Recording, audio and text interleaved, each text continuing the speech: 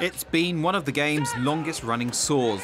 The scrum engagement process has infuriated and frustrated players, coaches, fans and pundits in equal measure. One of the most worrying aspects of the impact of the hit has been its effect on player welfare.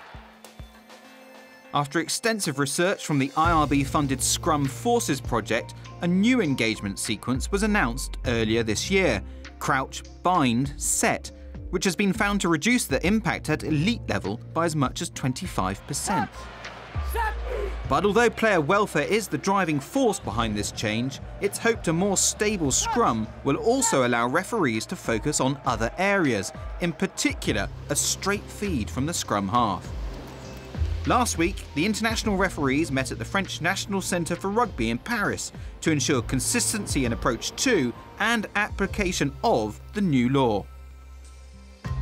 The centre is a rugby coach's dream. Every possible aspect of elite preparation is catered for, from covered pitches to the famed $1 million scrum machine that hones technique. It also acts as the National Academy for promising youngsters. Wesley Fofana, one recent graduate. Former Scotland international John Jeffrey, who chairs the IRB Laws Committee, introduced the seminar for the referees, and this was followed by a practical session conducted by the former England hooker Brian Moore, one of the most stridently vocal critics of the current scrummage laws. He began with a 3v3 demonstration, South Africa's Craig Joubert and Jaco Paper propping with Ireland's John Lacey at hooker. Right, you strike it back now. Okay, good. Ireland's George Clancy was then summoned for a bit of one-on-one with the former Lion. Right,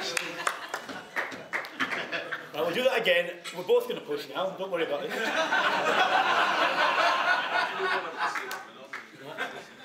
Fine. Set. Ready? Again. Yes, come on, George. Go, George. Careful, George. Good. Try and twist him in. And then the whole elite panel was summoned. There were some classic matchups, Wayne Barnes packing down against Steve Walsh. It was evens between Alain Roland and Joubert, but Romain Poit definitely had the upper hand over Chris Pollock. Stand up. Stand up. All very light-hearted, but with a serious point. The trial engagement sequence will be used in this week's Rugby Championship, and Joubert and Pollock will be in charge of the matches. What's good about it is all the guesswork around that massive engage that we had under the previous engagement procedures taken out, which then allows us as referees to look at other important things like the scrum feed. You know, we haven't refereed that well in the past. Our focus has been diverted with this massive big hit. With that taken out, we're now able to concentrate on things like scrum feeds and then actually refereeing that pushing contest, which then follows. So, you know, for a number of reasons, we're pretty positive about where we're going. There does appear to be a will to actually do this properly. The thing is, the referees know how it should be done properly, and it's up to them to do it consistently. If they do it consistently, and coaches and players can't adapt the techniques that are required, that's not the referee's fault. But they must be consistent.